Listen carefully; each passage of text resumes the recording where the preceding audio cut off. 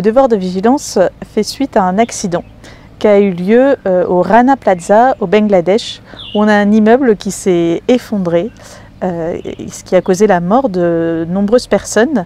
Et on s'est rendu compte que ces gens travaillaient en fait à fabriquer des vêtements Zara, etc., qui allaient être vendus en France.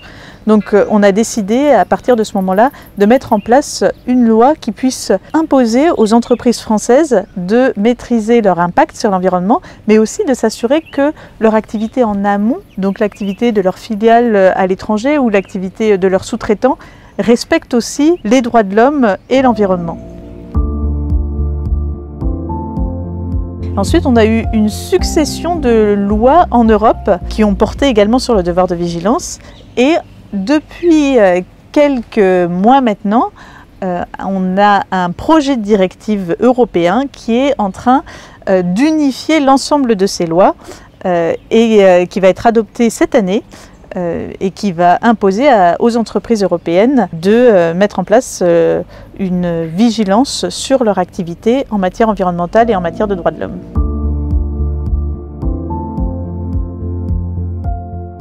C'est une directive qui va s'appliquer aux très grosses entreprises européennes et aux acteurs de la finance européens, mais également de façon indirecte, et c'est pour ça qu'on en parle aujourd'hui, aux entreprises non européennes qui entretiennent des relations commerciales établies avec des entreprises visées par la directive. Au départ, la directive ne visait que des grandes entreprises européennes et depuis peu, elle a été élargie à toutes les PME, petites et moyennes entreprises européennes. Ça voudrait dire qu'on risque d'avoir un champ d'application de la directive qui est extrêmement large. Il va falloir attendre l'adoption du texte final pour savoir exactement quelles entreprises seront visées par le texte.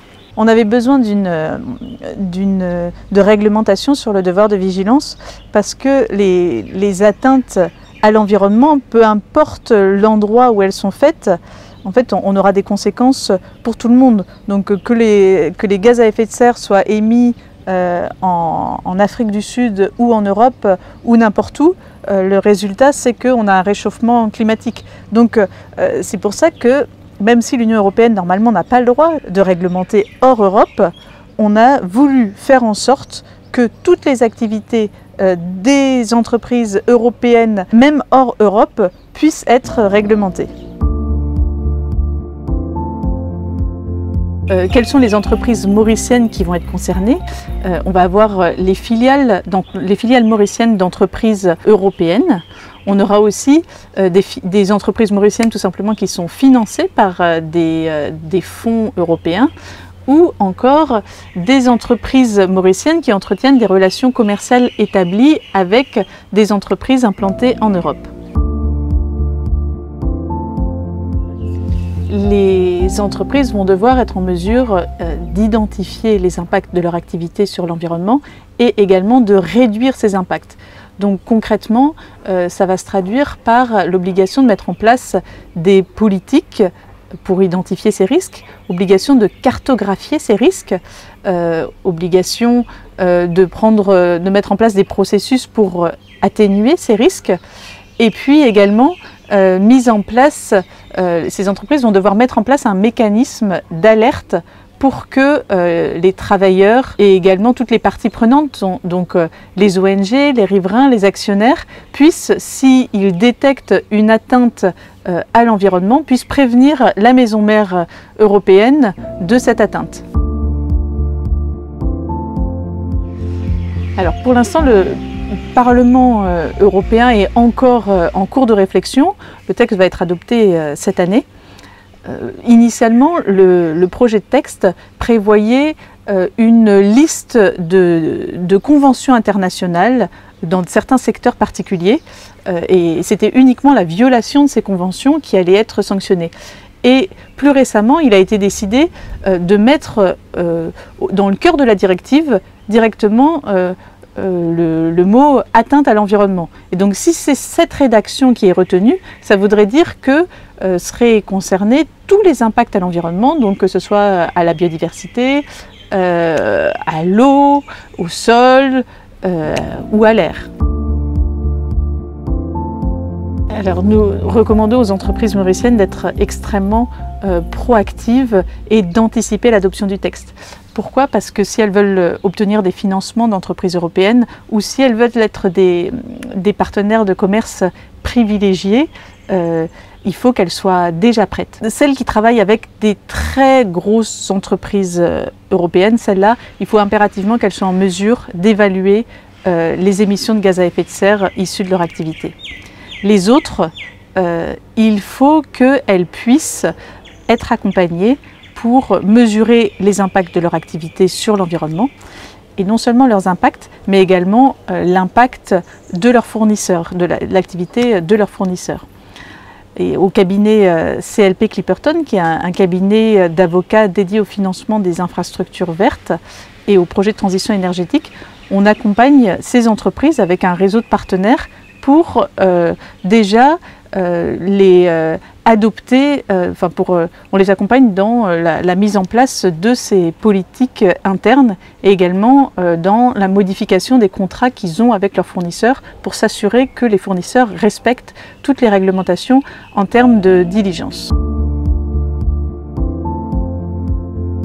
Alors pour l'instant, la directive est encore en projet, donc on ne peut pas tout de suite attaquer sur le fondement de cette directive. Par contre, ce qu'on peut déjà faire, c'est identifier quelles sont les banques qui ont financé un projet qui porte atteinte à l'environnement. On peut également trouver qui sont les actionnaires de ce projet, quelle est la maison mère, et déjà commencer à rédiger des courriers pour les alerter des atteintes à l'environnement de leurs filiales à Maurice et leur dire qu'on aura bientôt une directive qui va permettre d'engager des actions civiles si on a une atteinte à l'environnement à Maurice. Par contre, il existe aussi déjà une loi française sur le devoir de vigilance qui a été adoptée en 2017, qui concerne que les très grosses entreprises européennes. Donc, si on est dans le champ d'application de cette loi, on peut dès maintenant aller devant les tribunaux français sur le fondement de cette loi française pour attaquer une entreprise dont le projet à Maurice, ce qui porterait atteinte à l'environnement mauricien. Et c'est d'ailleurs ce qui a déjà été fait dans certains cas, puisque on a par exemple Casino qui se fournissait au Brésil dans des fermes qui avaient des activités liées à la déforestation, qui avaient été mises en place suite à la déforestation. Et donc Casino a été mis devant les tribunaux français par des ONG brésiliennes et par des ONG françaises. L'affaire est pendante devant les tribunaux et les ONG demandent plus de 1,8 million de dommages et intérêts. Et en fait, on a plein d'autres contentieux en cours. On a Total qui est devant les tribunaux pour l'affaire Ouganda. On a Danone, on a la BNP Paribas. Donc on a maintenant entre 5 et 10 entreprises qui sont devant les tribunaux sur ce fondement. La grande différence entre ce qui est existant en 2017 et la directive européenne, c'est que d'abord ça va s'appliquer à toutes les entreprises européennes, pas uniquement les entreprises françaises, et également que les seuils vont être largement abaissés. Dans le projet de texte, on prévoit des seuils à 500 salariés, alors que dans la loi française, on a 5000 salariés. Par ailleurs, le texte européen va définir beaucoup mieux les atteintes à l'environnement. Donc ça sera beaucoup plus facile d'attaquer sur le fondement de la directive que sur celui de la loi française.